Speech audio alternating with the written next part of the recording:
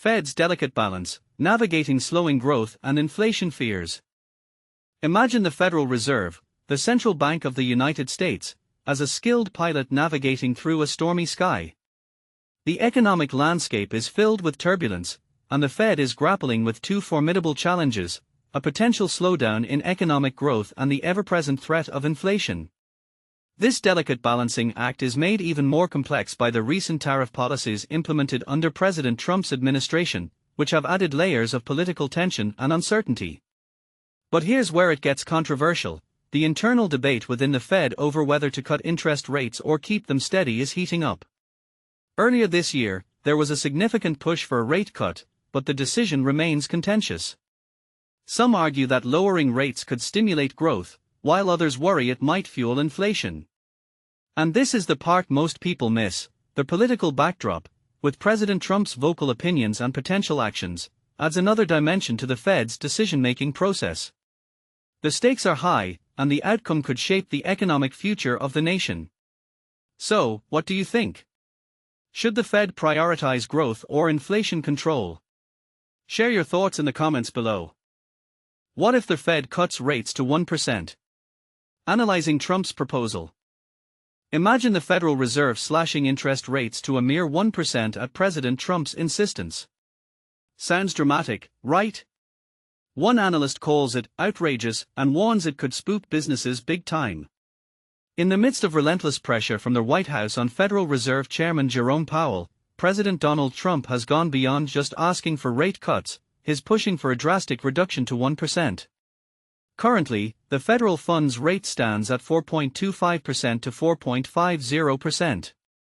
Cutting it to 1% would be a monumental step, far exceeding the Fed's usual quarter-point adjustments, though they did cut by half a point in September.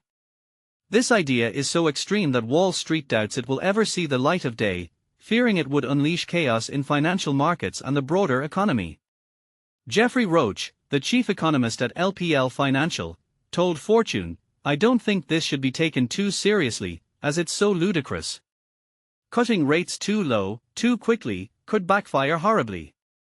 Here's the catch: long-term Treasury yields would likely skyrocket. Bond investors would anticipate higher inflation from a 1% rate, leading to increased borrowing costs for both consumers and businesses. Moreover, such a low rate is typically linked to economic crises like the COVID-19 pandemic or the Great Financial Crisis. A 1% rate might make businesses panic, thinking another disaster is imminent, causing them to retreat rather than expand, Roach cautioned. As a major business owner seeing rates at 1% or 2%, I'd be asking, "What do you know that I don't?" he explained. Instead of boosting investment and operations, I'd be more worried about what that implies.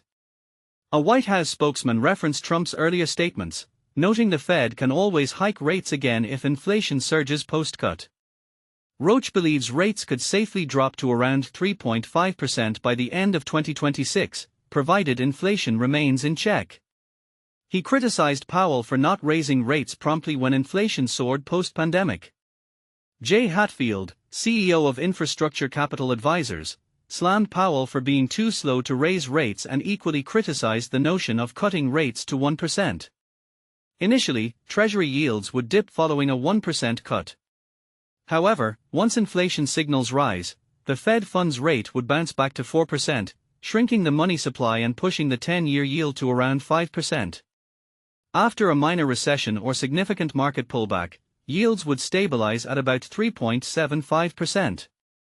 It's terrible economic policy, Hatfield told Fortune.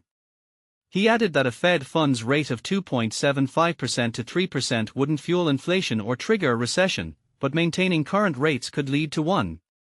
A 1% rate, though, would necessitate a massive money supply expansion. It's an absurd idea and would lead to double-digit inflation, he warned. But here's where it gets controversial. Is a 1% rate a bold move to stimulate the economy or a reckless gamble that could have devastating consequences? What do you think? Share your views in the comments below. Explore the 2025 Fortune 500, the definitive ranking of America's largest companies.